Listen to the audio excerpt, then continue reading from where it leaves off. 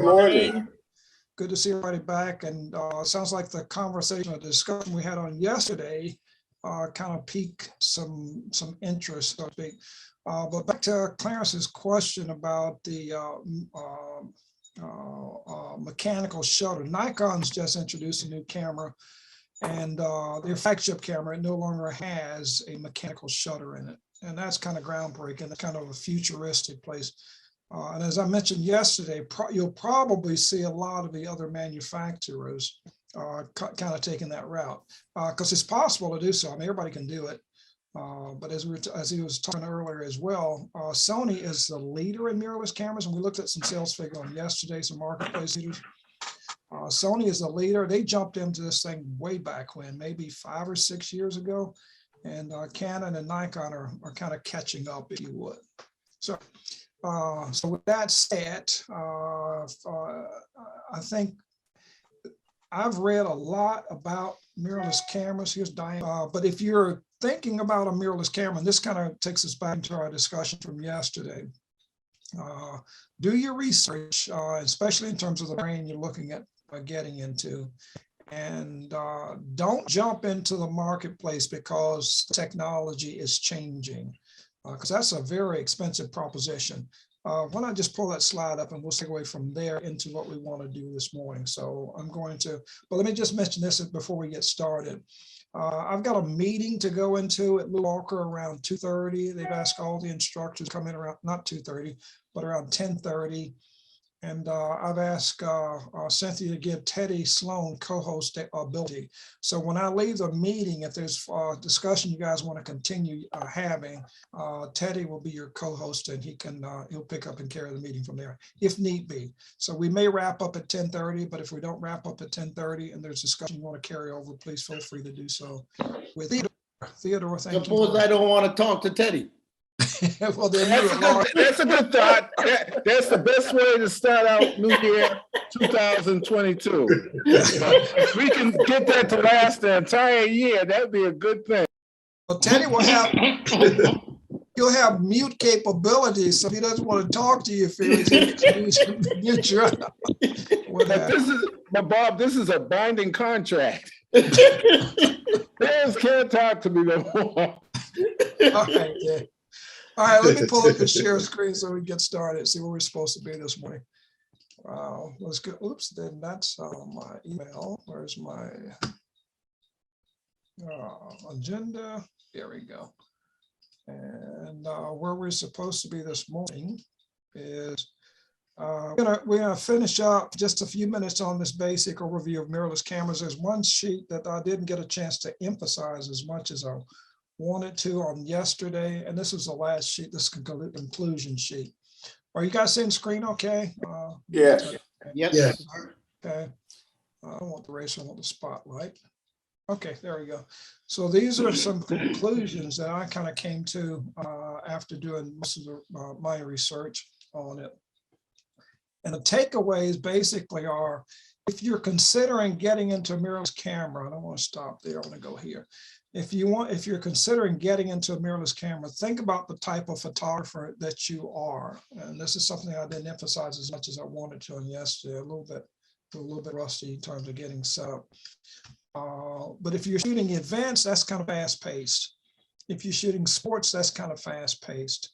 But if you do it, if you do portraits and landscapes and tabletops and still lives, then the advantages of mirrorless cameras are not that they're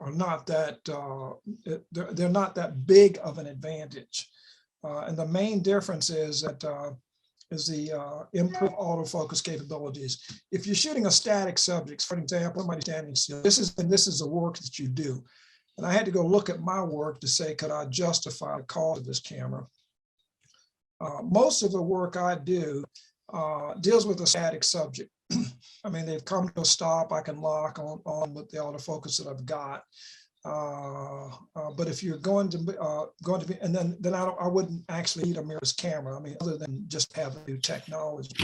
But if you're shooting fast-paced environments, such as in journalism and sports, the image over on the right hand side lower corner was a sports shoot I did a few weeks ago. A mirrorless camera would lock onto a face or an eye, and it would look beyond what's in front of you.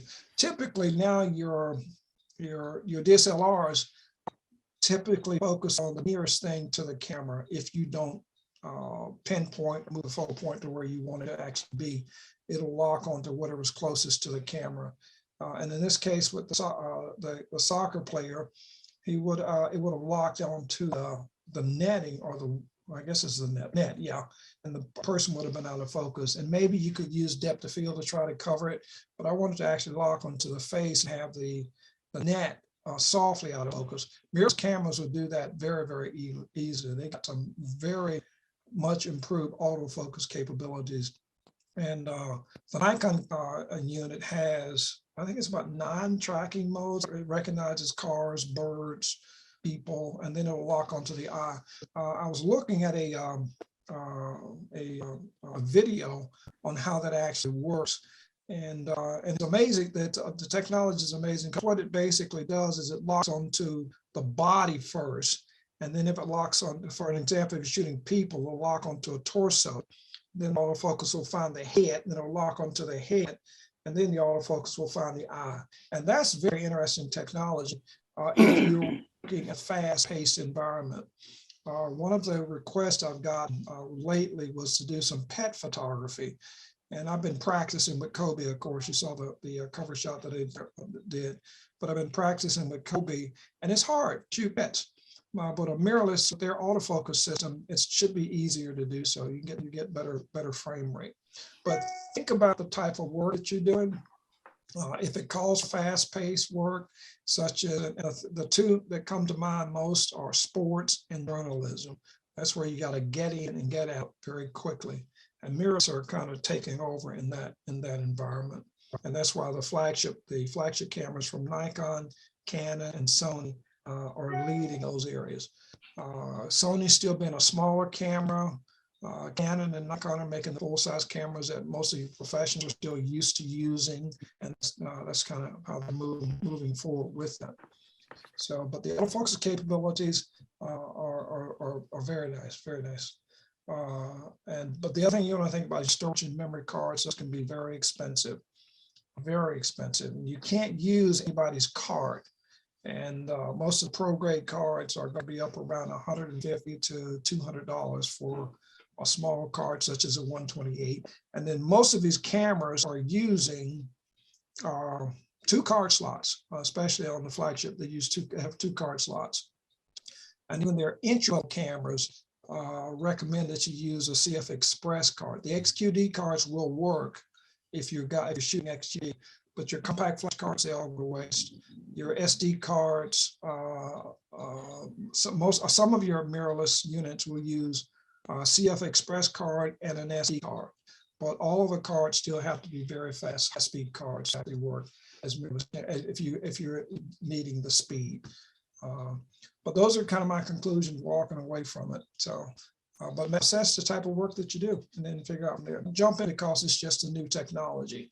As soon as they become dominant in the marketplace, the pricing will drop. You'll see the pricing drop on them dramatically as soon as everybody else gets on board. But right now, they're hot because it's a hot commodity. Okay, questions at this point? Question, Bob. Yeah, go ahead. I'm sorry, Cal.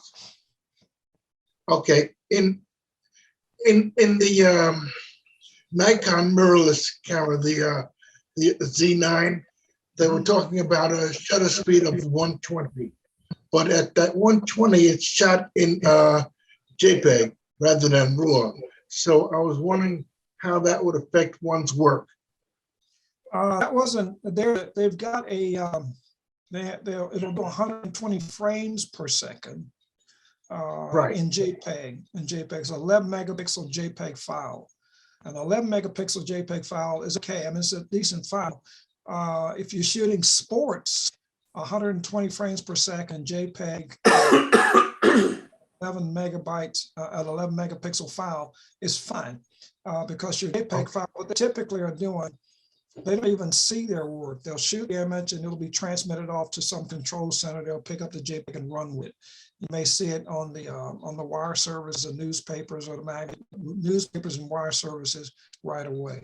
So they don't have to wind up doing any processing with that. How that works is 120 frames per second, and some editor on the other end, photographer, shoots the image at 120 frames per second and hands that JPEG off, or hand those 120 frames off to an editor. Editor goes through it really quick, picks out the one they want to use, and it may be the precise moment when the ball strikes the bat or the tennis racket connects with the tennis ball, or somebody just jumped up in there. They can go through and pick out a precise moment. The other 119 will be thrown out or be discarded. But your mirrorless cameras are almost like us taking video of still images. You can actually do a slow motion video out of the 120 frames per second that you capture. But it only works in JPEG, and it only works on it only delivers 11 megapixel file is all it delivers. And that's a lot of images. So if you're trying to process that, for example, you shoot 120 frames per second, 10 minutes worth of shooting, you got 1,200 images, I guess, that you got to deal with. You got to go through and edit. So that's something you may want to think about as well from a futuristic standpoint. If you don't need that kind of speed again, or if you just want it, you just want to treat yourself, and there's nothing wrong with that. I was having a conversation with people who said, I just want something new out of the box. And I think Billy mentioned yesterday, I just want to treat myself. And if you can do that, I'd say go ahead and do it. Like I said, I did place an order. I don't know when I'll get it for my unit. I placed the order back in December, and it looked like in January or early February they might have it in my hands. But again, it's some amazing technology. That's a Z9? Yeah.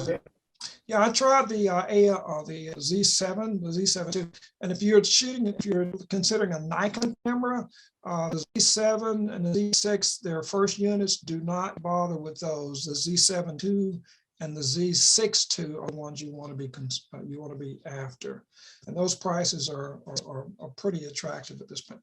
But they are smaller cameras. They are on the size of a D700 in terms of size, without the grip. Without the grip. So they're small cameras, but they're highly capable. The Z7 II is rumored to be the same camera. Well, it actually is the same camera as the Z9, but stripped down a little bit. Lower frame per second count, per second rate, but it's the same camera inside, 45 megapixels. There may be a little bit of a difference in the processors. So the Z9 will be a beefed up, sturdy, more durable camera. And again, it's designed for professional sports shooters and professional journalists who are in and out banging their stuff around quite a bit. So if you want a smaller file on the Z camera, the Z6 II, I think that gives you 24 megapixel files. And a little bit faster frame rate. But again, if you're not shooting action, it's not necessary. But the autofocus capability is something that I think all of you would be pleased with if you get one of these mirrorless cameras. Bob. Yeah, great. You have one of those cameras, right? Yeah, I had the Z7 II for a while, and okay. What are the shortcomings you find in it compared to the regular standard camera? Well, the only comparison I could make is it's D4 that I shoot. The D4 actually is faster in terms of frame count. It was small in my hands. And I just didn't like the feeling, and I didn't want to buy a battery grip with it. I think one of the battery grips that are currently out have no functionality. The second level of battery grips will incorporate some functionality, but those battery grips are very expensive, and I didn't want to buy a battery grip for it. So I decided just to wait until the Z9 got here and use my D4, my DSLR as a backup unit once the Z9 did arrive, until I figured out what I want to do. So that's the only shortcoming I found. It was the ergonomics, if that's an answer to your question. And Okay. I'm looking down because I got you guys down over screen. I should be looking at. I bought one of those battery grip a couple months back, and I sent it back because it wouldn't fit. And even that they tell me that it would fit my camera, but when I received it, it didn't fit. Battery grip. What you buy battery grip for? Let me ask that question for. For a Nikon 5300. Oh, okay. Yeah, Yeah. I want that. Yeah. I didn't know 5300 used a battery grip. So I didn't realize they had a battery grip for that. Let me put you in the stop so I can look over. So I don't think if it don't have the plug-in on the bottom of the camera, it ain't gonna fit. Yeah, he got you- everything, but when I do all of that, I still couldn't get any power from it. Okay. Yeah. So it did connect, but Batteries in it? Yeah. it says a 5300. So I'm not sure what the setup was there, but they're specific to the cameras that you buy them for. And it looked like you're trying to say something, or you got something?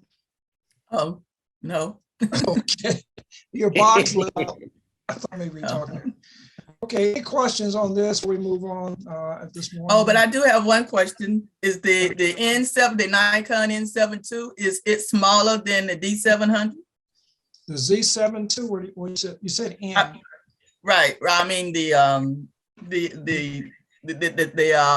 Nikon, not the Z9, the Z7.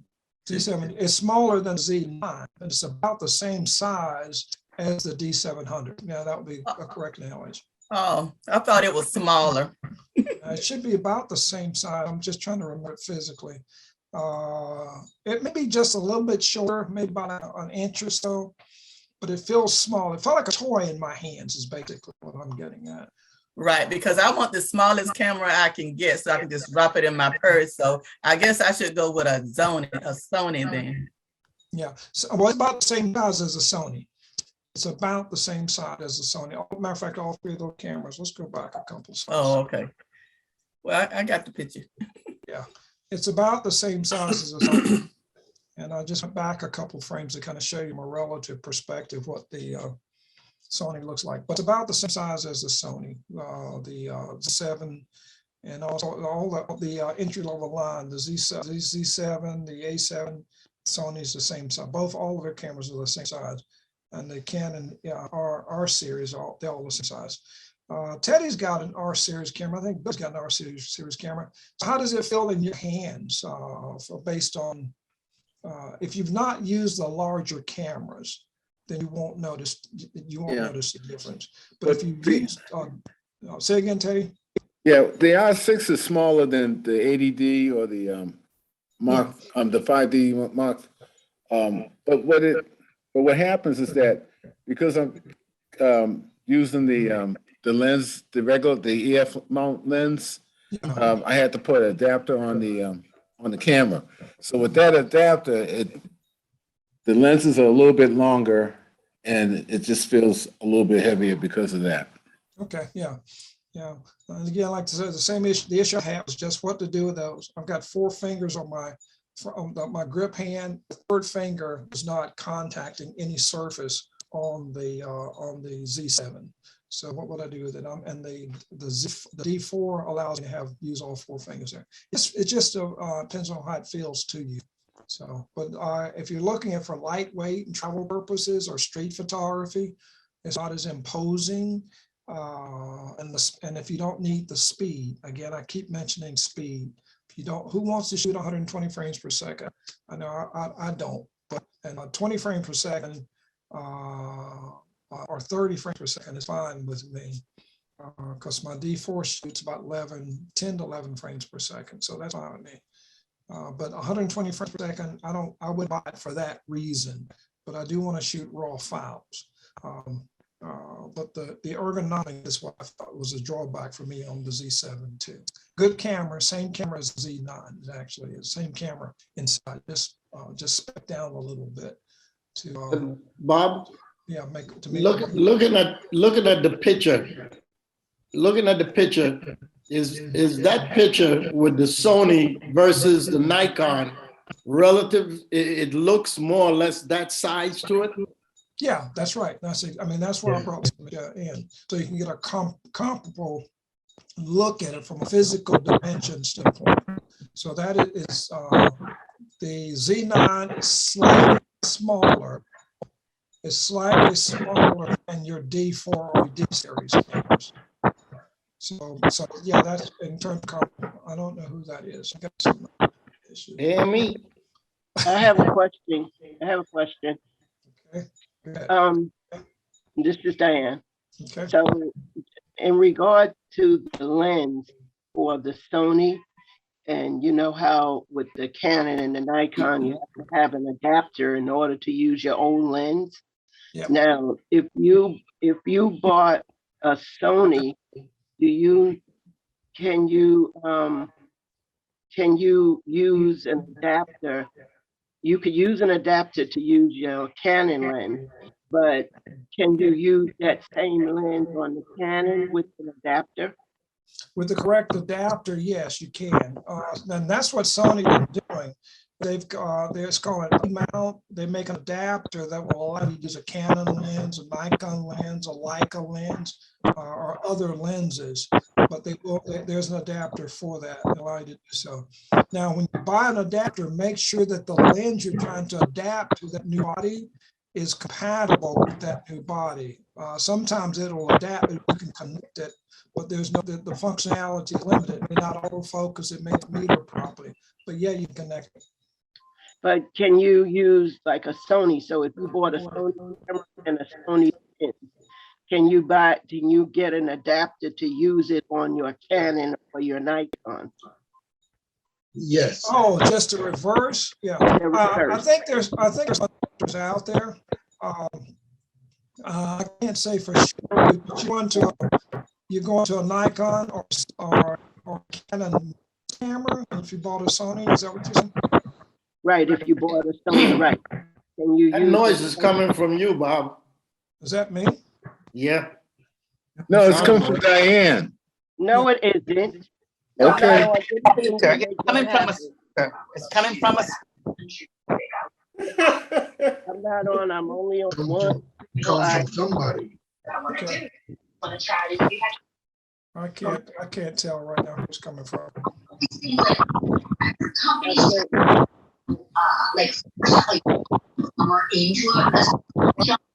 Two audio signals, Ramona and Diane. Okay, there we go. I think it's one. Thank you. Okay, go ahead with your question. So if you have a Sony camera, the Sony camera and a Sony lens, can you use that lens on the Canon or the Nikon with an adapter? I don't know that market. I don't. That's kind of a niche market. That market hasn't been filled yet. So if you got a Sony camera and a Sony lens, you want to use your Sony lens on your Canon camera. I don't think that'll work at this point. Oh, You can, if you have the Sony camera and the E mount, you can use a Canon I know of with an adapter. Yeah, Canon lens. You probably can use. Yeah, but I think her point was you go opposite. Can you take a Sony lens and put it on a Canon camera? I haven't seen that yet.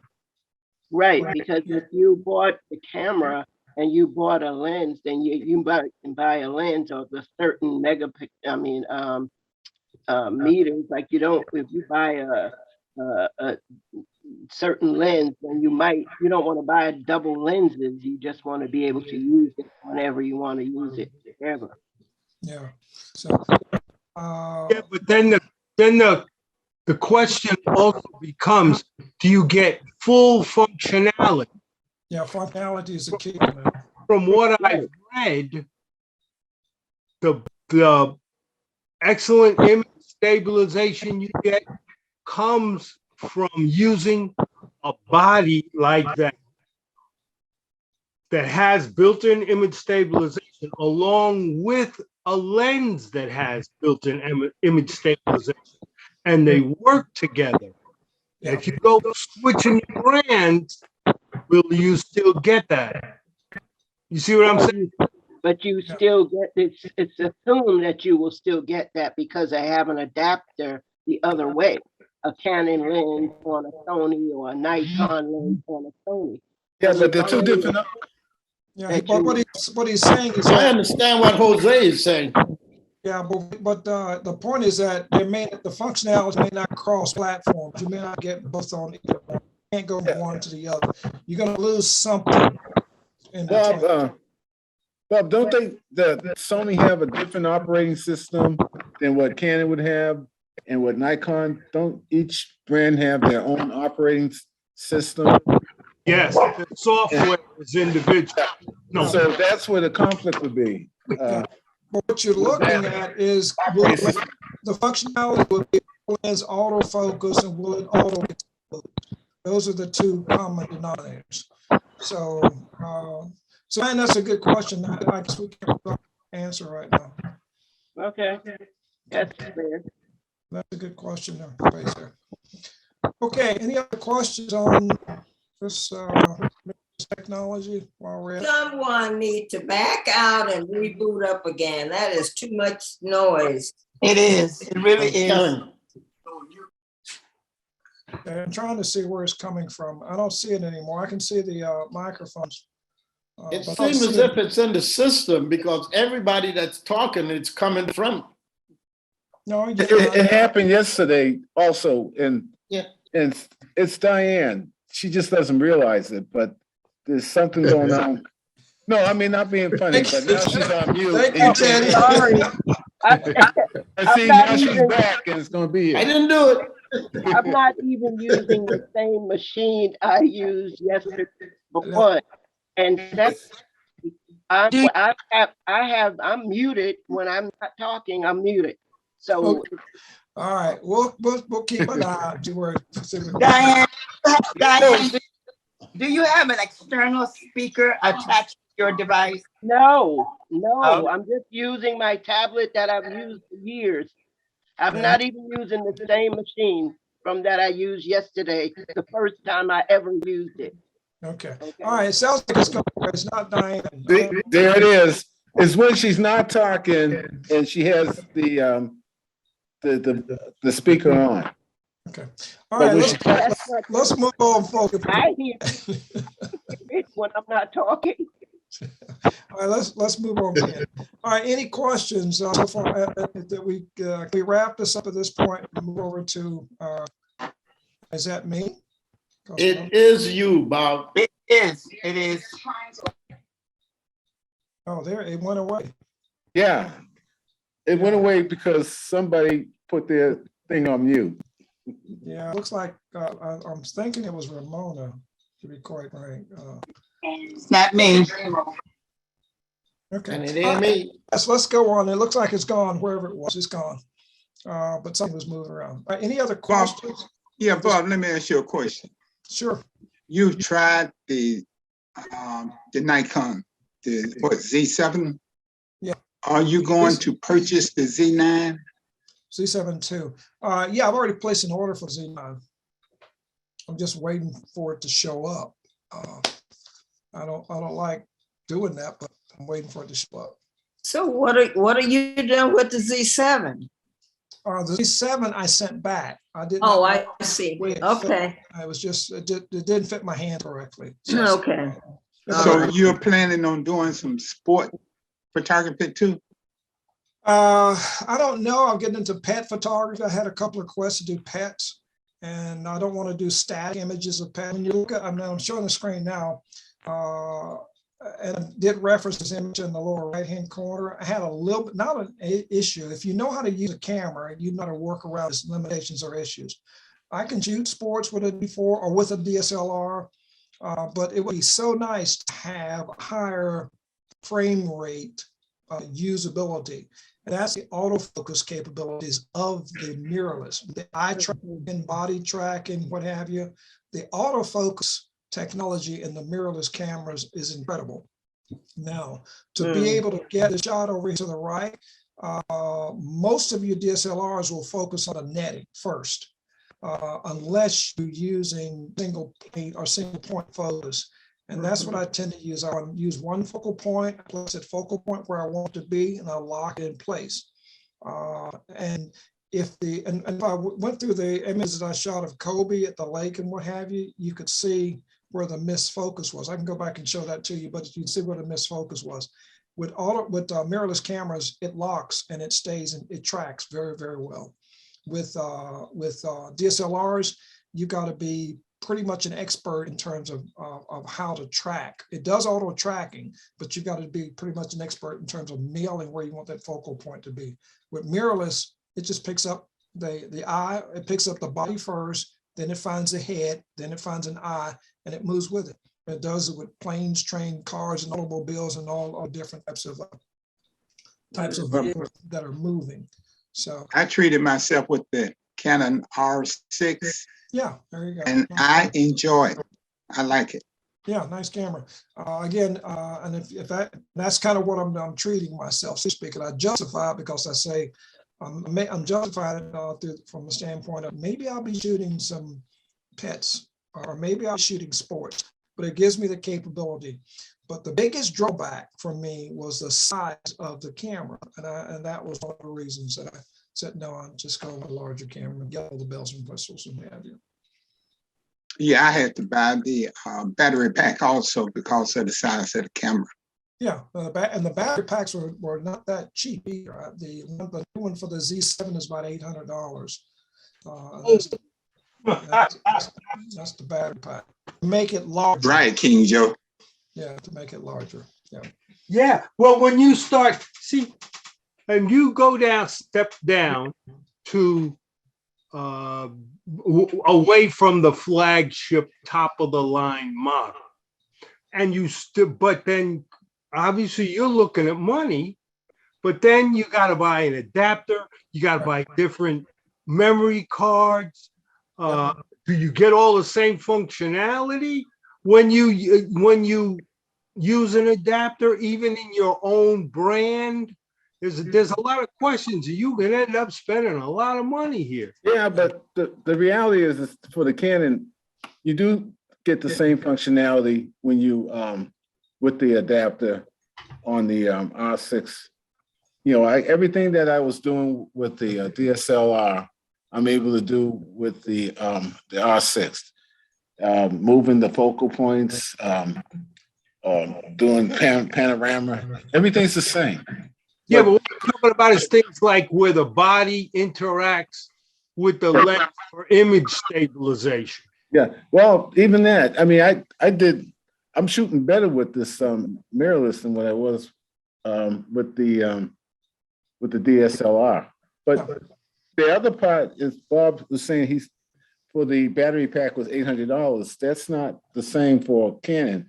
You know, they range from 2-something to 3. What was it, Billy? About 330 or something like that, 360? Yeah, about 360. Yeah, and that's one with a battery pack with all the functionality, you know, where you can hit the focal points, you can take a picture, you can switch between the menus and things like that from the battery pack handle versus the camera. Yeah. So everything's the same. Yeah, the original battery pack for the Nikon series, the Z series, it was just a battery holder. It didn't do anything. Then they revised it and came out with a new battery pack, called it Battery Pack 2. It had all the functionality built into the grip as well. That one was listed $799, and it didn't make sense to me just to add that. Yeah, that's what I'm saying. And that just may be, well, they discounted the camera, so they probably trying to make some of their peripherals is what I would think is what they're trying to do there. So, okay, well, at least we've got the juice flowing and the conversation peaks and what have you. So, but those of you got mirrorless cameras, look forward to seeing some of your images and look forward to hearing some of your feedback as well in terms of the capability of it, how you feel about it, how it works, and what have you. So, all right, any other questions before we go on to the next slide, which is where we want to be this morning? Just to bottom line it for me a little bit as far as the cameras go. If you were interested in doing events or action sports, you would probably look toward a mirrorless camera just for the autofocusing for the most part. No, if you're doing sport or action, it will make a difference.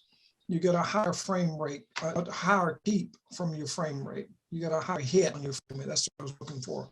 If you're doing events don't call for speed. They call for composition and focus and locking on your subject. And that's what I'm trying to exemplify when I put these on the side. This is typically what I do.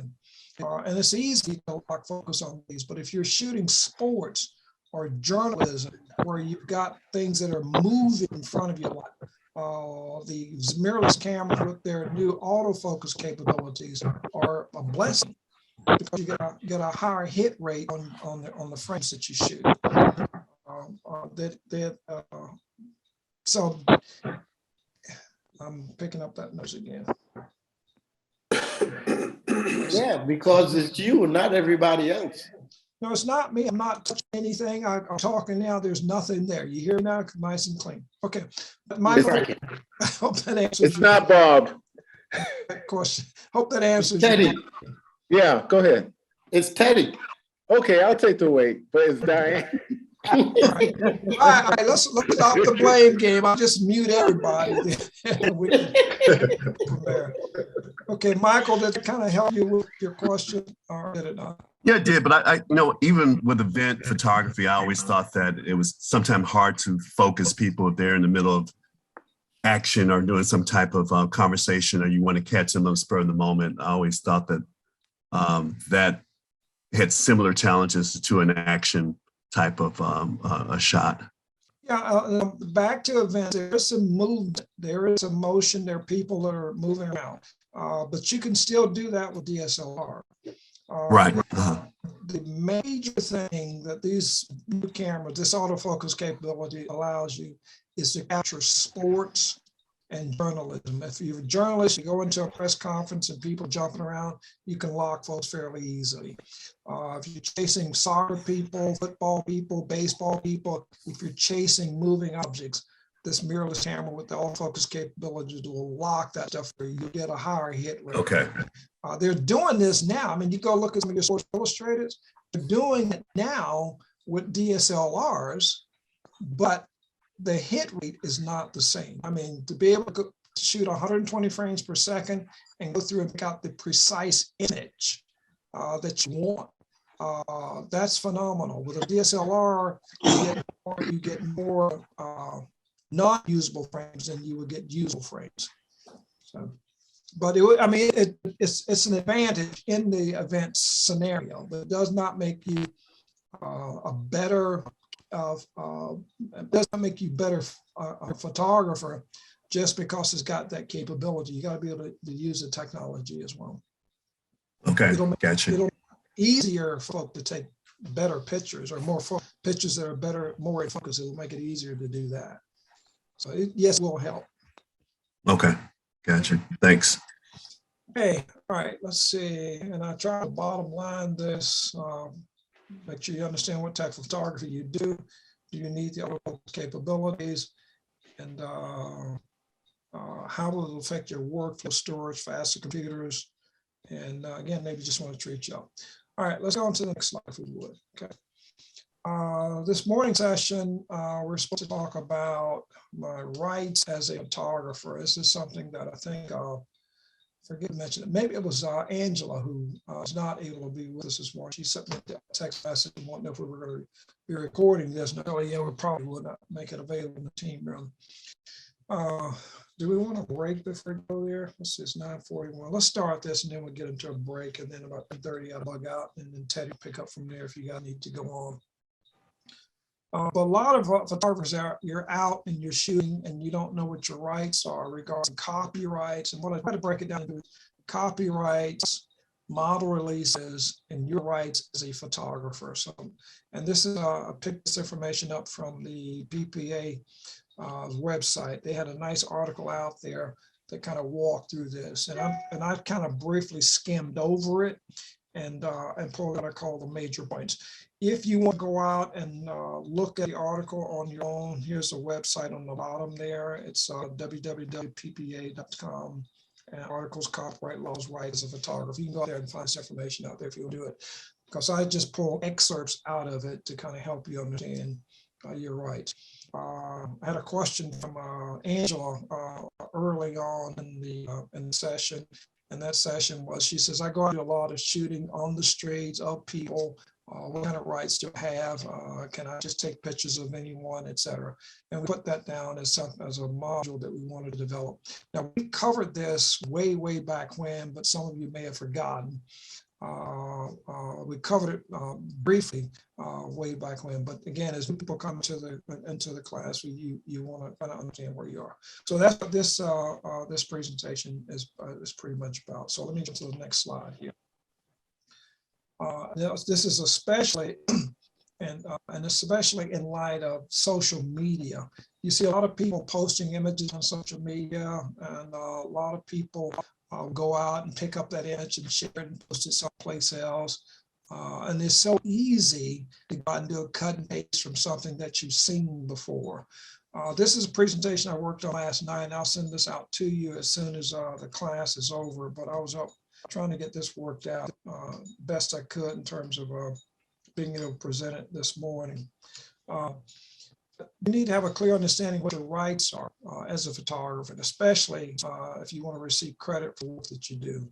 So sometimes you might find yourself asking, what laws are in place to protect photographers? I mean, can you just go out in the streets and capture images and maybe sell those images if you didn't? What do you do if someone uses your photo without your permission? And that was probably the biggest concern that came into the class, people wanting to protect their images. And people do have a tendency to pirate or to steal images and you sometimes use them as their own. And we talked about ways of doing that. Pretty much the way we've been doing it is if you're going to post something on social media or on the internet or on the web, you make a small file size. A file size that's viewable on screen, but not something that they can go out and print. And I've talked about sizing from that standpoint a long time ago. We also talked about labeling it, putting actually a copyright marks on it. So how long do photographers have ownership of their images? This bullet point here is no longer so relevant. It used to be you could copyright something for 70 years. Then after that, you'd have to copyright it. But they're not doing that anymore. What they're doing is dropping the year behind, and I'll show you how that works in just a second. But what's the copyright? The copyright law in the United States prohibits the unauthorized copying of a work of authorship. Authorship would be you're the author of it. It says nobody can copy your work without your permission. And the way this used to look was copyright Bob GlickSmith 2022. In terms of number of years, so 2029 would be when that copyright expired. But that usage now is going away. They no longer say 2022 are all rights reserved. It's just copyright Bob GlickSmith. That prevents you from having to go back and relabel that image every 9 years, so to speak. So that's the first step in terms of copyrighting an image. So what does that basically mean? It means that you are the owner of the image that you created. Not that you copied somebody else's image and made it your own. So this means you've got exclusive rights to reproduce the image. You can take that image and do anything you want to do. You can reproduce it any place you want to do it. You've got exclusive rights to display that image in a public space. You've got exclusive rights in terms of distributing that image. And you've got exclusive rights in creating derivatives of that image. So that is your image, and nobody has the right to copy it or to use it without your permission. And your warning sign, your warning flag on that image basically says you put your copyright mark on it. If it's not copyrighted, if you don't put your copyright mark on it, people can pick it up and say, well, I didn't know. But I think in some cases, the law doesn't listen to that anymore. But if you put your copyright, you state, this is just maybe a warning shot. You've got the right to create what's called a derivative of that image. That's a derivative is it's a new version of that work that's already copyrighted. If you go out and redo something, or you change something about the image, or if you do an overlay or a mask, of the image, and you change the background, you change the sky. This is still your image. The only somebody who can do that legally is the person who created the image. And I tried to use this as an example. For an example, I'm sort of thinking, well, James Bond, typically at the beginning of the James Bond movies, they show James Bond walking across and he turns and fires. If I decided to go out and create a similar image, would I be infringing on copyright? Yes, I would, because that is a copyrighted image, and you see it all in all the Bond movies. But what if I just changed it so much that it didn't look like that anymore? And went over and did a derivative, what I call a derivative, change the background, change the color of the suit, put him on what I would call a sun thing on it. And this is kind of a crude fix I ran through in Photoshop to do so. I still can't do this. This is still copyright infringements. It's too close to the original to be an original piece of work. The only somebody who can do this would be the photographer. So if you're into overlays, or you're into making masks, or if you're into doing what did you call them? What was it? Solarized images, where you reversing the image out. Then you can do this, but nobody else can take your image and do it. I want to show an example of the image I did with the one on the knife, and there was a statue I mentioned that was down at the High Museum that kind of inspired me. If you are inspired to create a piece of work based on something else, you can do that, but it cannot be exactly like, or it cannot be too close to the original. And I think it's in our book, Medea Contemplating Killing Her Children. And I use the image of Lou Phillips holding the knife with the hat on and what have you. But there's inspiration that took to that. So that's not an infringement there. That's an original piece of work, the one I blew with the knife. But the inspiration came from the statue that I saw at the museum. So you can be inspired by a piece of work. So if I were inspired by this image to do something similar but different, it have to be so different. Maybe he's pointing the gun in another direction, maybe he's pointing to the left or right, or maybe, but it have to be different, farther away from the original than just changing it out, so to speak there. So so sometimes some people can create photographs as a copy, and it's substantially similar. Only the artist, only the original has the ability to do that. Okay, so do you understand what I'm talking about the derivative? And we've mentioned a lot of stuff so far. Any questions on any of the previous that we've covered so far? Hey, Bob. Hey, Bob. Yes. If we create from an original image that still requires the original photographer, is that what you're saying? Yeah, if you do something, and then we're going to talk about fair use in just a minute, and that's on the next slide. But say, for an example, I'm using, I don't know who produces the Bond movies, MGM or somebody like that, but I'm using one of their images here. This is prohibited if you are using it for commercial gain. And there's something called fair use, and we'll talk about that in just a moment. If I use it for educational purposes, it's okay. I'm not profiting from the image.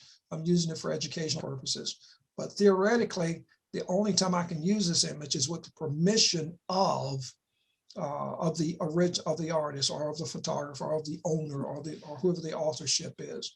But for educational purposes, there's 3 or 4 categories where you can pick up something and use it without getting permission. And in this case, education use is one of those. And we'll look at those in just a minute. Hakeem, does that answer the question? Did I get there? Yeah, pretty much. Don't do it unless you're using it for educational purposes. True, true that. You're taking somebody else's work, yeah. Or if it's going to be non-profit generating for you. So that's the ribbon. Here's this bullet here. A photographer who went to great lengths to recreate an original's work, composition, lighting, other creative elements, would be more likely to be found guilty of copyright infringement than a photographer who simply takes pictures of subjects that already exist in photos, such as monuments, nature. Sometimes we go out and we take a picture of a building, not a building, but a monument or a sign. if you are doing stuff like that, you're using somebody else's work. I'm trying to remember. There was times when we go to, we're in DC, I think, taking pictures of statues.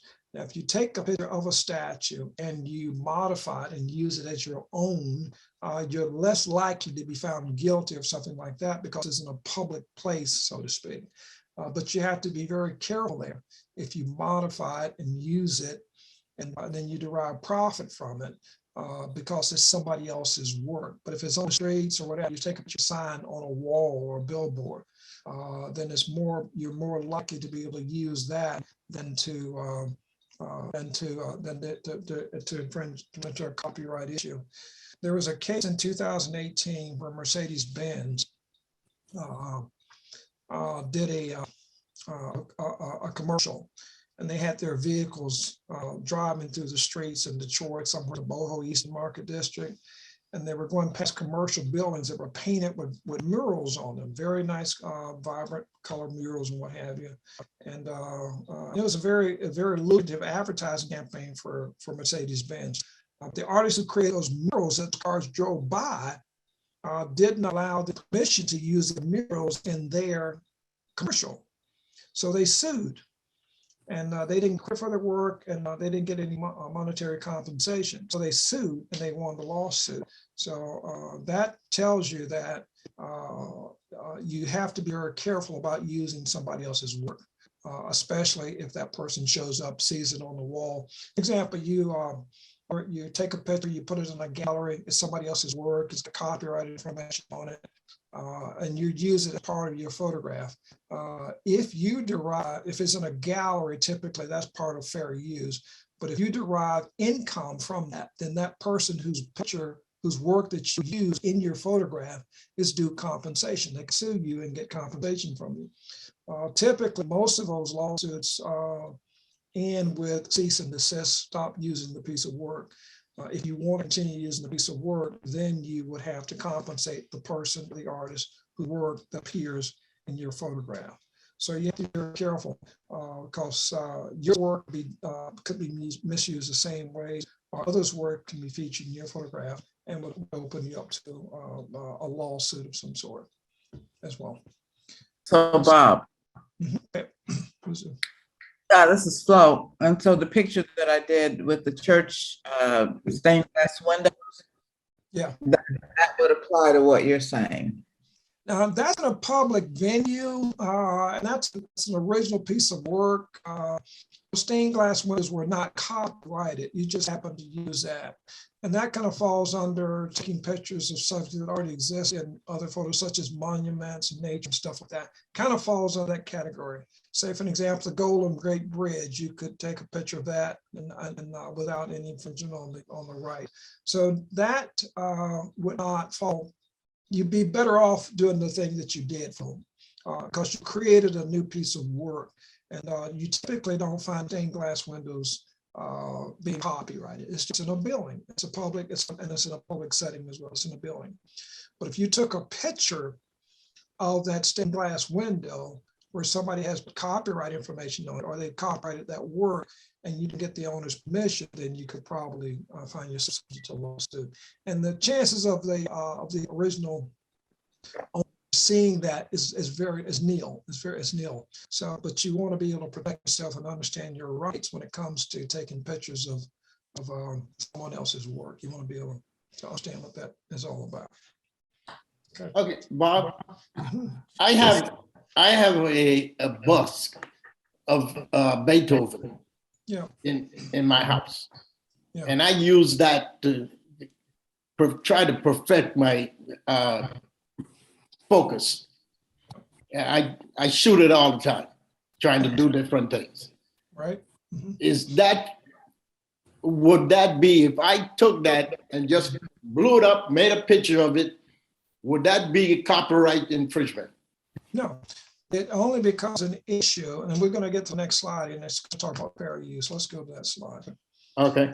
It only becomes an issue when you receive compensation or it's done for commercial purposes where you receive revenue from it. If you own the statue and you just take pictures of it for use, or if you're going to put those pictures in a gallery of some point, if you're going to put them in a show or an exhibit, as long as you're not making money off of that, then it's okay to do that. It's your statute.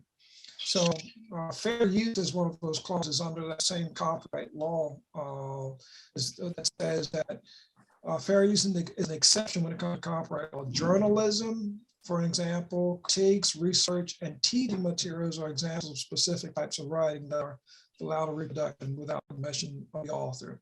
For example, if you exhibit your photograph in a gallery, an art publication, there does not need permission to reproduce your image if they're using it as part of the critique, or a newspaper may publish photographs of works used as part of an article. If you are not receiving compensation,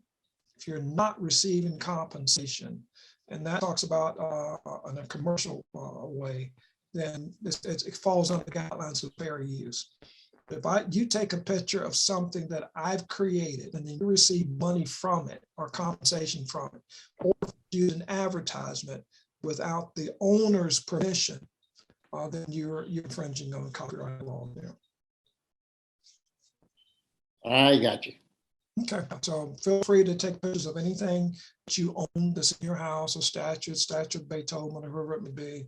But just and feel free to use them in galleries or images or what have you. That's what's called fair use. Okay, now and on the same token, if I took that picture and I sold prints from it, then I'm in trouble. No, it's because you took a picture, but if you take somebody else's picture and use that and sell prints from it, then you're getting money from you're receiving income or compensation, and you're walking a thin line there.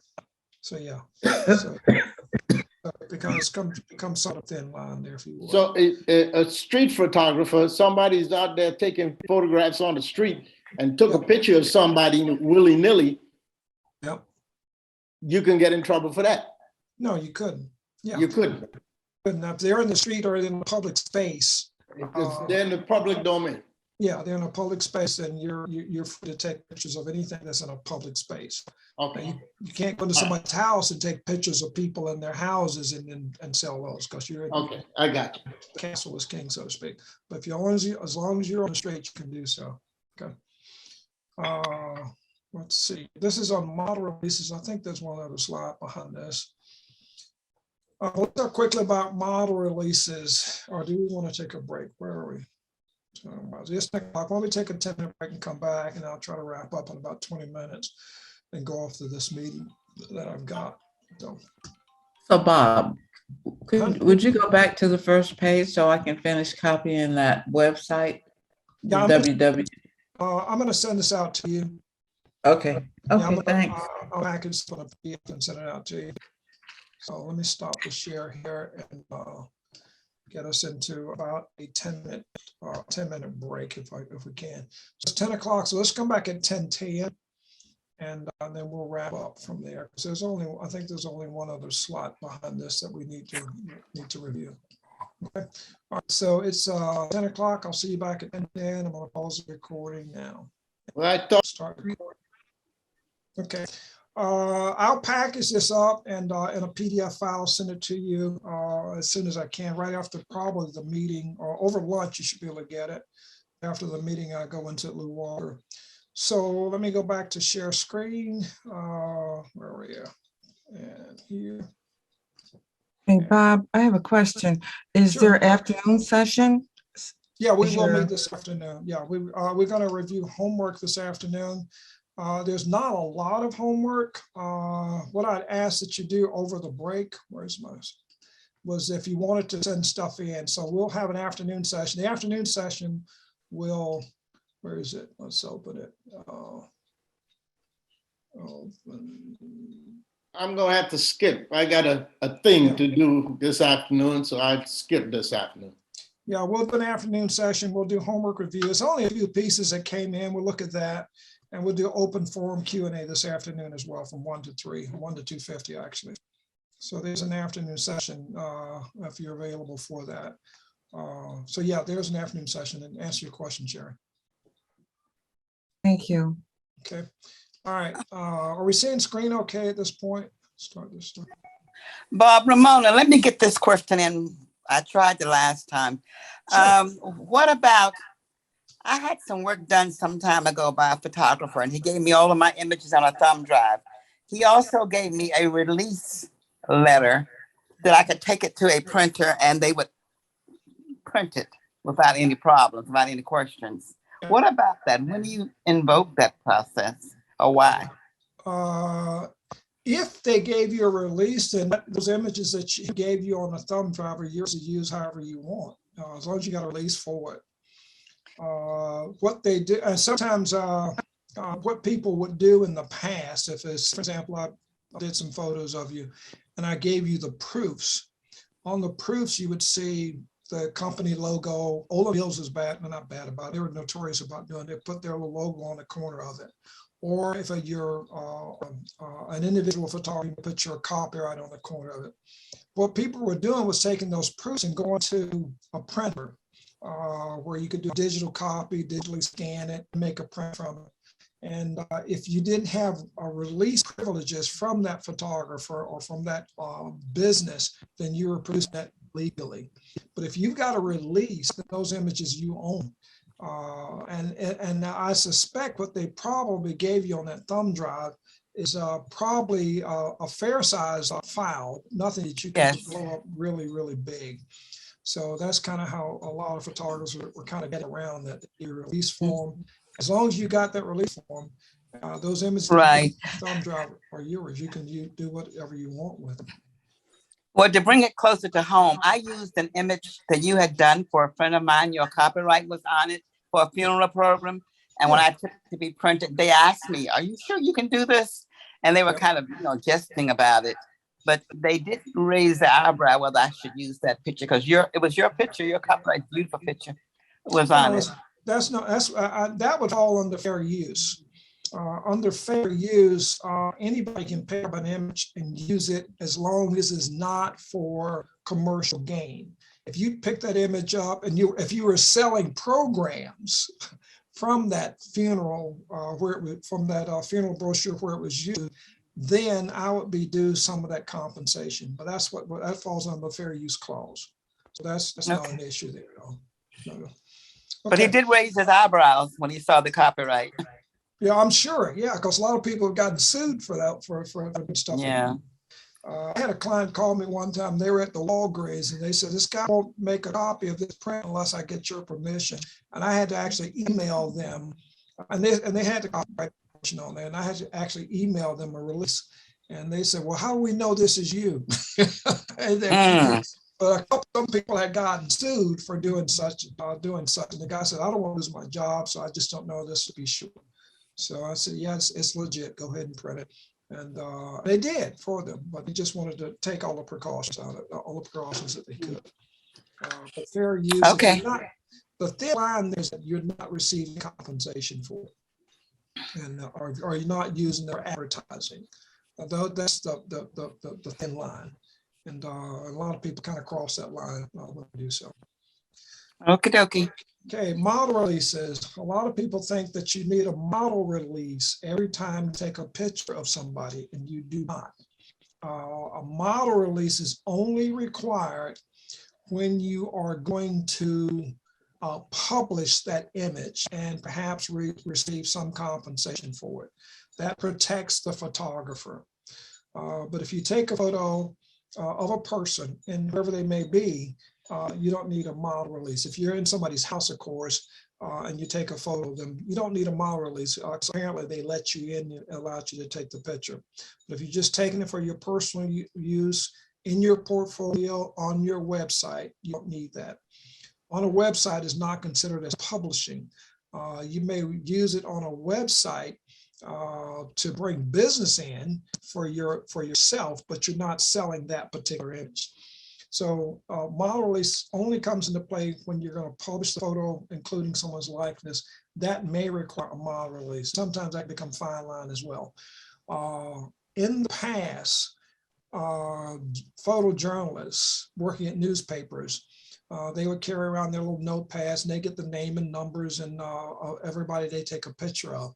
And if they decided to use it, they'd have to go back and get a model release. That became somewhat cumbersome, so to speak.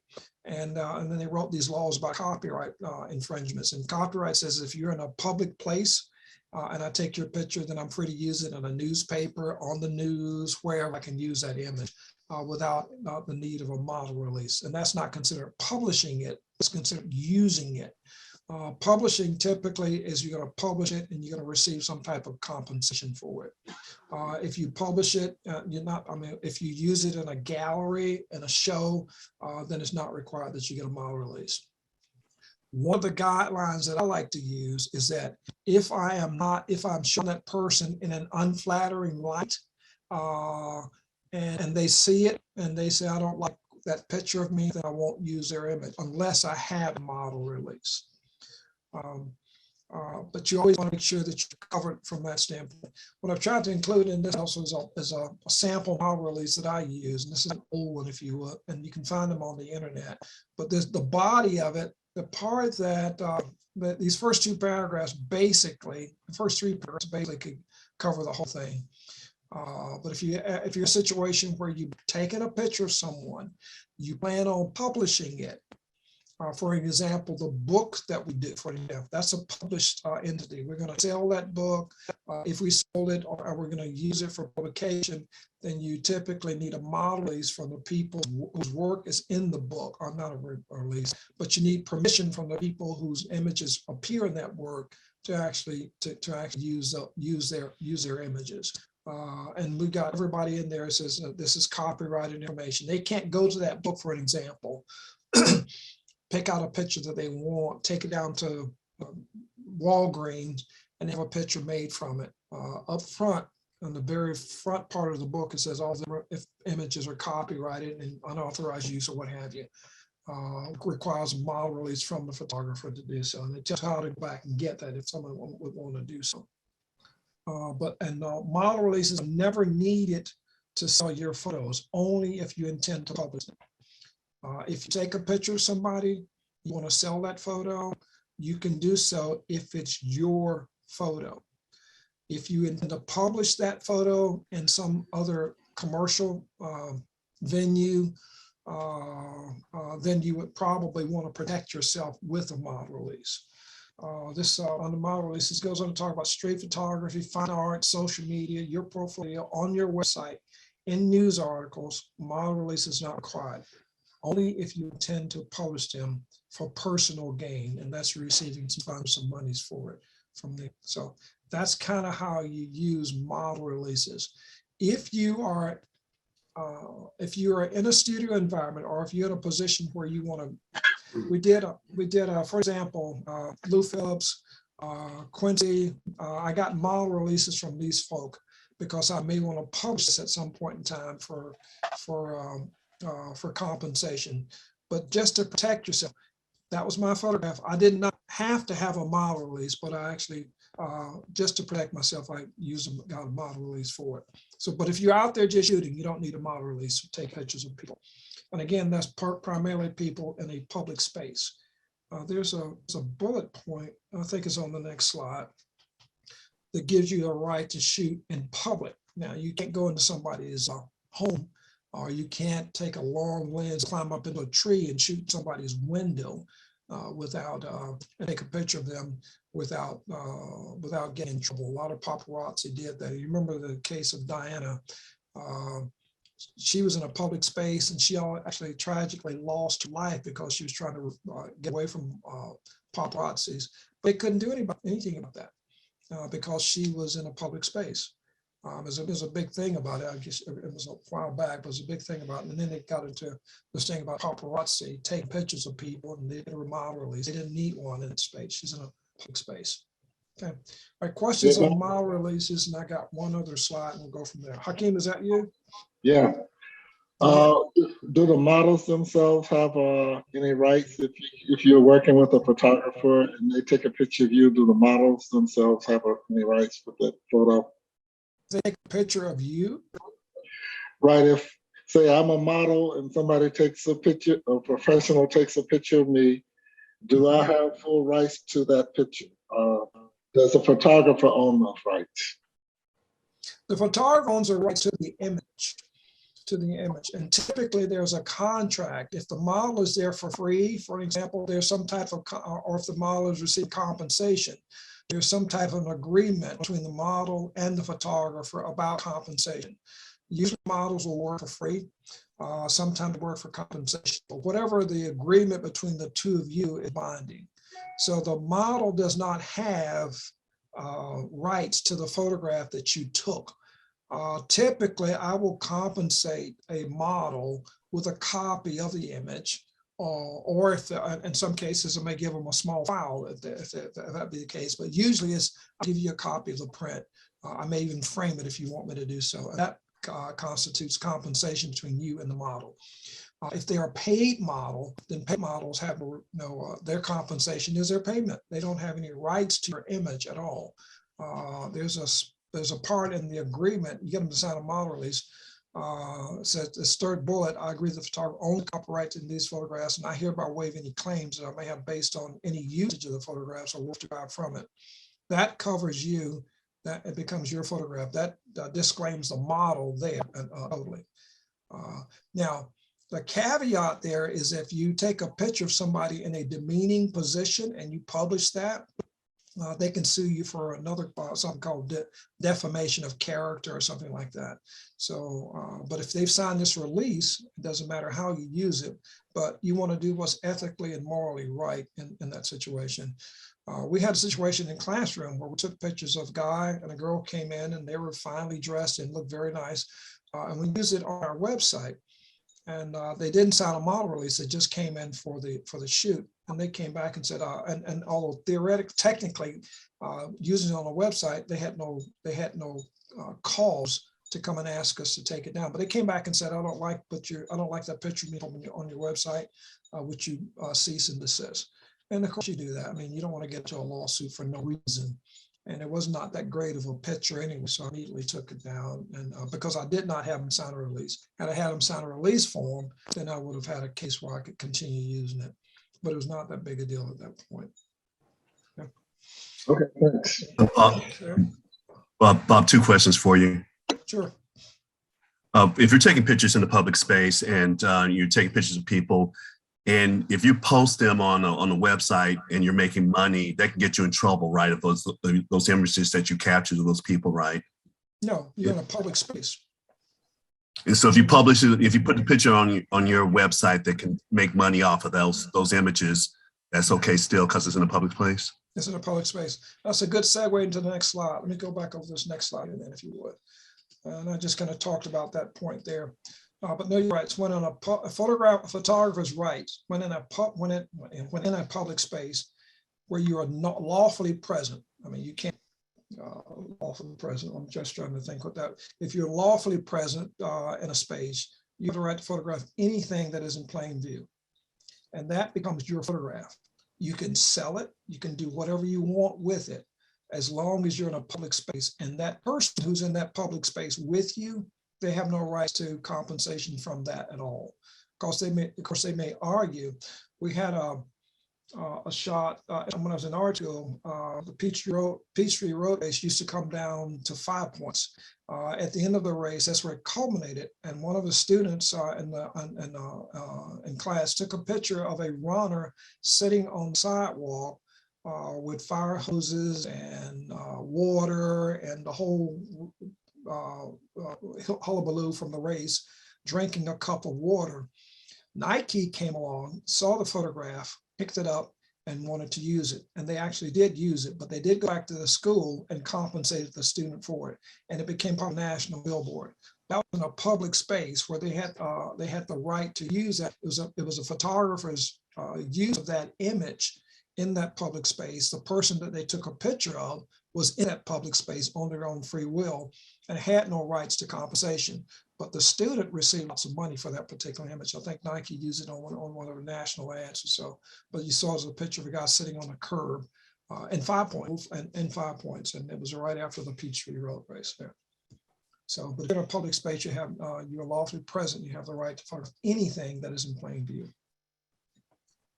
Was there a second question, Michael, or did that answer both? I think that answered both because I was at the Decatur Wine Festival and they got pretty festive and I was taking pictures and they had like a little dance area and this one young lady kind of took center stage. So basically my pictures focused on her and take some really good shots. She wanted copies of those pictures and I did send them to them, but that did not require a model release or anything like that because it was public space. Yeah, exactly. Yeah. Okay. And you weren't required to actually send them to her either. I mean, she had no right to. No, she asked for them, and I'm definitely glad to give it to her. Nice enough to do that. Yeah.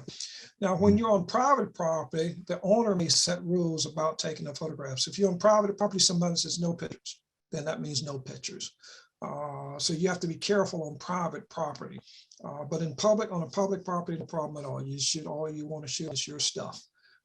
Private property, you have to, for an example, you go to an apartment complex and there's some rigmarole that's going on there. If they come out onto the streets, you're free to take pictures. If something goes down, so to speak, and you're shooting for a newspaper, you're free to take pictures there. You don't need model releases for that. So, but if you're on private property and the property owner says, I don't want you taking pictures, I would try to adhere to that. Because they become thin line there, but they can set the rules on their own property. So the church is on, excuse me, Bob. No, go right ahead, you're fine. Yeah, this is Flo. So the church is on private property, but I'm on public property when I took a picture of the church. No, that's no problem. Yeah, that's no problem there. If you go into the church and the church leaders say with no photographs, and you adhere to their rule, that's inside the property. Taking a picture of the church that's from a public street, that's no problem. Anything that is in plain view, if you're on in a public space. Here's one that talks about police officers they cannot confiscate or demand to view your digital photographs or video without a warrant. You're in a space and you're taking pictures. So you take a picture of a police officer doing something that you think is not right. They can't come over to you and confiscate that. They can't come over to you and take your camera. If they do so, you can file a lawsuit against them. And hey, Bob. You don't have to show them your work or what have you. What time are we getting up on? Okay. That didn't work when I was in Kenya. They wanted to look and see what I was taking a picture of. They kind of bullied you there. Kenya's a different place. Anything, this only applies to the United States, by the way. All right. Hey, Bob. I'm going to have to stop here. Go ahead. Who's that real quick? Just Sharon. If they buy that new Z9 and put on SnapBridge, it automatically goes everywhere, even if the camera is taken away from you here in the US. Yeah, that's true. That's some of the technology. I'm going to have to stop here. I'll pick this up this afternoon. And I've got to go off to this meeting. So let me just stop that real quick. I'm already late at this point. So, but I guess they're still gathering. Theodore, if you would, I think you got co-host responsibility. If you want to continue talking, I think the class ends about in about another 20 minutes or so. If you guys want to continue, have at it. But I'll pick up where we left off this afternoon. I have to go. Okay. All right. Does anybody else have anything they want to talk about? Or? No offense, Teddy. Goodbye. All right. We'll see No. No, it's fine with me. I mean, it's not like I don't have other things to do. You see what I mean? I'm not 1 of 20. It's 1 of 19 now. Well, even if it's 19 of 20, it doesn't matter to me. I mean, I cut my own path in my own forest, and so if everybody wants to go, then that's fine. Or if anybody's got something they want to talk about, then. All right. I love you too, Teddy. I'm gone. All right. Okay. Don't be mad when I don't send you another invite. All right. Everybody else? Anybody? Now, on the mirrorless camera, now I have a lot of doubt. I wouldn't say probably say doubts the way I feel about it. It's because I'm one of those kind of have a lot of the old-fashioned way. If it's not broken, don't fix it. So basically, if I would decided to what would you say, invest in that kind of money, I would have to find a way for it to pay back itself somehow. Get a job. That kind of money, I don't really want it. I don't want to have it. That's not a toy to me. Okay, but there's another perspective, which is that technology is always changing. And so it's whether you're interested in playing with new technology, more advancement when it comes to photography. So, I mean, if you stand still, then, life, the whole photography life will pass you by. So it's a question of whether you want to move with the times and explore and do more and different things, or if you just want to just stay where you're at. And with the well, you may be right on that, and some of us may be right on it.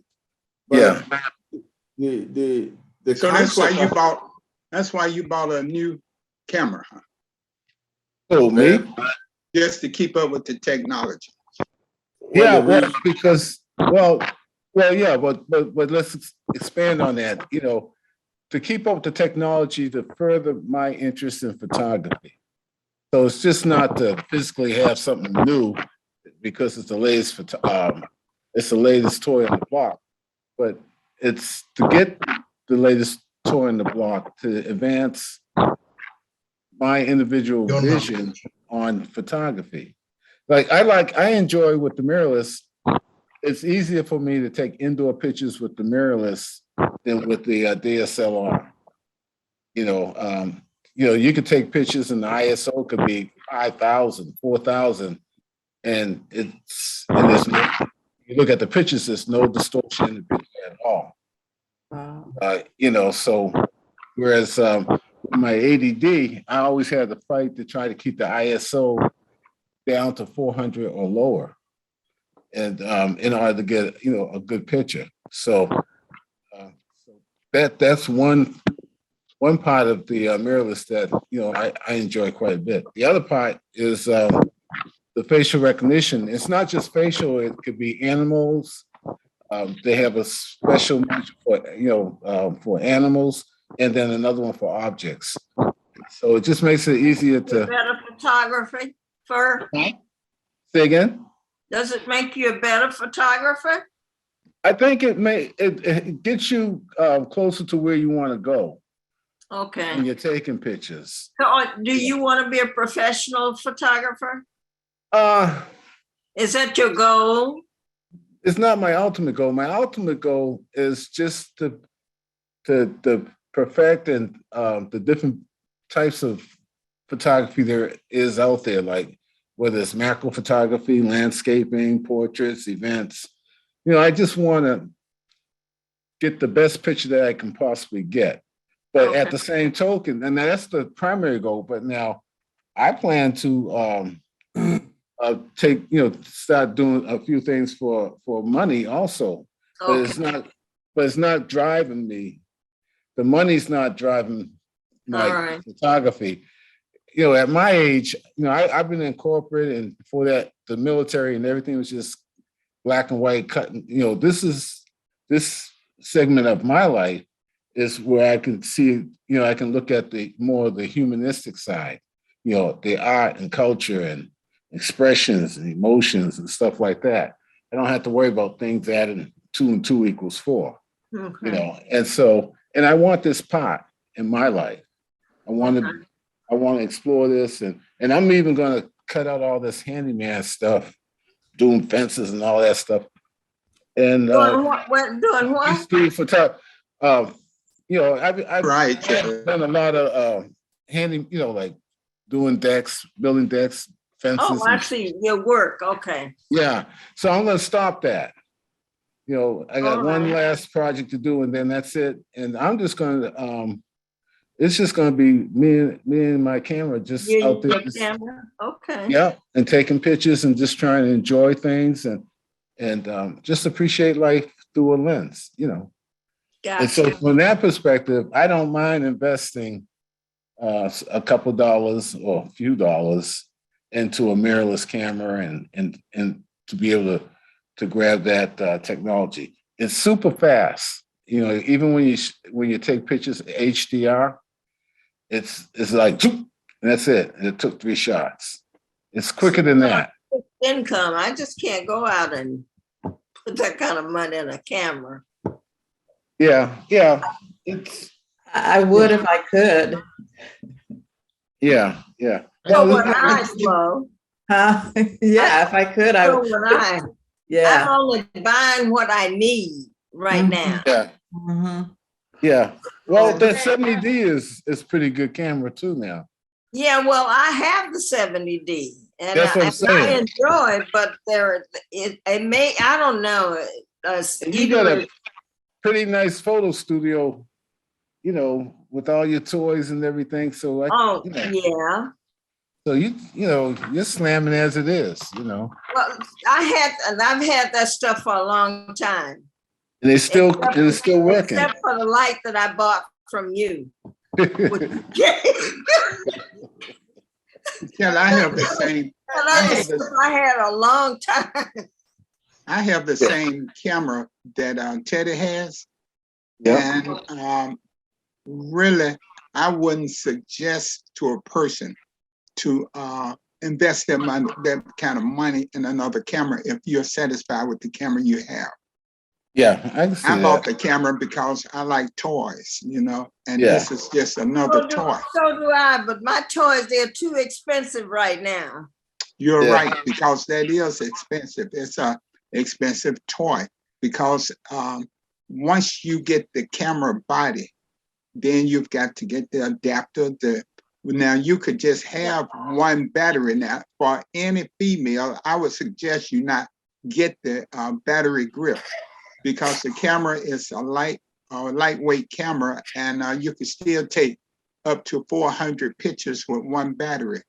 So yeah, so to me, it's just that if you like toys and you like to go out and take pictures, you don't need a memory card that a 300 memory card that costs over $100. What kind of memory card are you using, Teddy?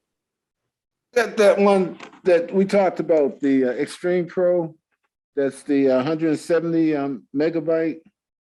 Right, now 170 is good. 300 is too extreme because it's too fast. Well, it's fast, and it costs over $100. The 170 is you could get those for $25. Yeah, and now see, that's kind of like in my budget, even though I went and invested all this money into the mirrorless. I sometimes lose these little SD cards, misplace them and stuff like that. So you have somewhere to keep them. I'm not that organized, Cal. I mean, the camera's big. I can't lose that. But these little things here, shoot. Well, you need something to keep them in. You can just buy a little pocket apparatus that you can keep those in. Container. Yeah, okay, I'll take that and give it a try.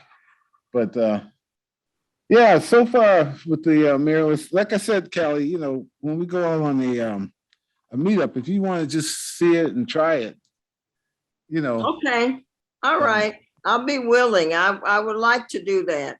At least you could say, "This is why I don't like you." Yeah, you worth all that money to me, But I just my view is a little different. This is my time. I've worked my whole life. I understand. See, I've gone through where you are going now. Yeah, because I know I'm a young. That's why I have all those toys that you see, because I've gone through that. Yeah. Yeah, this is slow. I really like to try the mirrorless camera also, and I like gadgets and toys and stuff when it comes to camera, so I intend to try it. So this is. What? Teddy, this is Gigi. How you doing? Hey, pretty good. How you doing? Good. Now, with the mirrorless camera, I think I missed the first part of the class. You were saying that it has facial recognition, so you don't have to focus on the face. The camera will automatically do that. Is that what you're saying? Well, the Canon mirrorless, what will happen is that the focal point on your screen or the frame that you're looking through, Right. the focal point will automatically find the eye, and it'll lock Reset your on. camera, because I can't see you. Oh, that's because I'm real close. All right, let me get back. You see me now? Just you barely you your look like, head. you look like somebody put you in a hole. There you are, you're better. You're better now. Let me see. I was up close and personal with my my screen there. No, what happens is that it will find the eye of an individual. Right. It'll lock onto that. Now to focus it, the initial when it finds the eye, the focal point is going to be white, and then it turns to blue. That's when it's focused. So what you do is you take and you point the camera to the person. It'll find the eye. It'll be white, the focal point, and as you press halfway down on the camera, then once the camera gets to where it's focused, then it'll turn a blue, and then that to go ahead and take the shot. So now, if the person moves to somewhere else, then that focal point on your camera will just follow it wherever it goes. The focal point will follow that person. And The hottest spot. Huh? You don't have to refocus, right? No, not for that. It'll just well, if it turns white, then you know that it's not focused. But when it turns blue, it is focused again. But what I haven't figured out yet, because I haven't had the time, is when you have multiple people and you want to switch from one person to another. What I end up having to do is just take the camera and point somewhere altogether different, and then repoint it again and point it at the new person. Right. But there is a gadget in there, because I've seen it on the screen where it has these little arrows. So I just don't know how to do it yet, where you can switch from one subject to another subject. Right. Because what I did is I did a bridal shower and down in Tucker inside this restaurant. So there were people coming in, and they had the backdrop, and I was taking pictures, and I wanted to get that focal point and go to the next person, and wouldn't do it. And I'm saying, get over there, and I had to take the camera and reposition. Right. Trying to catch up with. But that's just opera error. That's just me learning. I've seen some arrows, and I'm sure that there's a way that you can just switch from one subject to another. So, so it's just and the pictures are clearer. Wow. Yeah, I have a hard time with indoor pictures with the DSLR, especially the 80D. Sometimes my ISO would shoot up, and but with this, with the mirrorless, it's no problem at all. I take the pictures, and even if the ISO is like 1,000 or 5,000, when I upload it to Lightroom and take a look at it, there's they're just as clear. There's not any distortion in the picture. And you have the Canon mirrorless? Yeah, I had the Canon R6. Initially I was going to get the R3. That was my budget, the R3.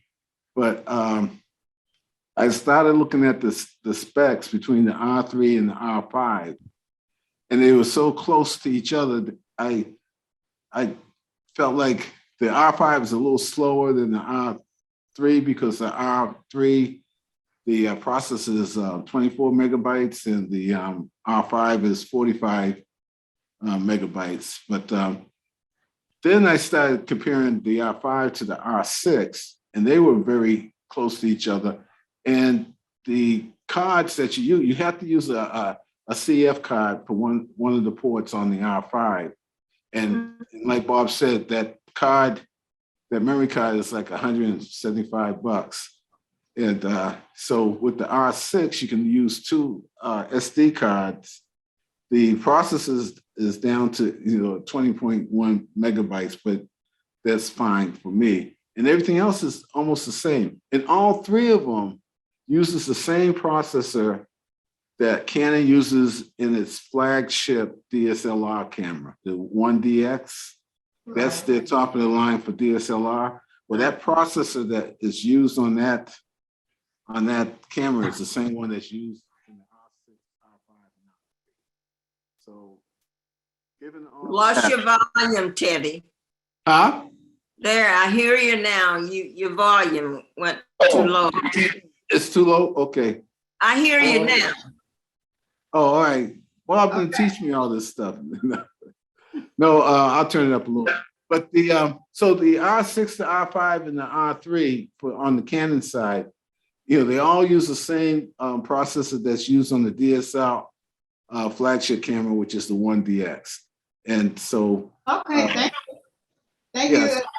I'm considering a mirrorless. Yeah, I take a look at it, and we're trying to get more. This class is too much Nikon. I'd like to get more Canon representation. Me, Cal, Billy. You're looking for company. Yeah. But now, can you use your same lenses? Say again? Can you use your same lenses, Teddy? Yeah, and see, that's what was brought up earlier, that, they didn't know whether you got the true functionality, but everything I've done, I've been able to use the same functionality with that R6 that I was using with my DSLR cameras. Oh, that's great. Yeah. And the adapter don't cost but $100. Yeah, $99 for the adapter, and everything you do. I got the 2470, I got the 16 to 35, the 70 to 200, and everything works just the same way as it's just faster. That's all. Mm-hmm. Okay. Thank you. That's great. The one thing though, it is, no matter how you look at it, it is a very expensive maintenance. Yeah, it is. The card is $100, the adapter is $100, and then probably by the time you go on, you don't know what else you're gonna need. Well, all right. So for me, I got the camera that was like $2,500, and then I got the battery grip, which is $330, and then I got the adapter, which is $100. So everything, you can kind of say I got everything that I felt that I needed for less than $3,000. And for me, my relationship with photography, I'm fine with that. I invested $3,000. Yeah, I understand that. Yeah, that's not a bad deal. No, it's not. Yeah. That's not a bad deal. That's a good deal. Yeah, and so and my budget was $6,000 because I was going to get the 9.3. That's what I first started out with, was the R3. Excuse me, the R3, and so I'm way below that figure. Hi, everyone. This is Cynthia. It is now 10:52. It's time to go. Hey, it's time to go, Teddy. All right, everybody, half the crew left right off the bat. I guess I didn't use any mouthwash and they found out. I don't know, but yeah. Okay. Well, everyone have a great lunch, and I look forward to seeing you back at 1. All right, good. Hey, bye-bye. Take care. Thank you. Bye-bye.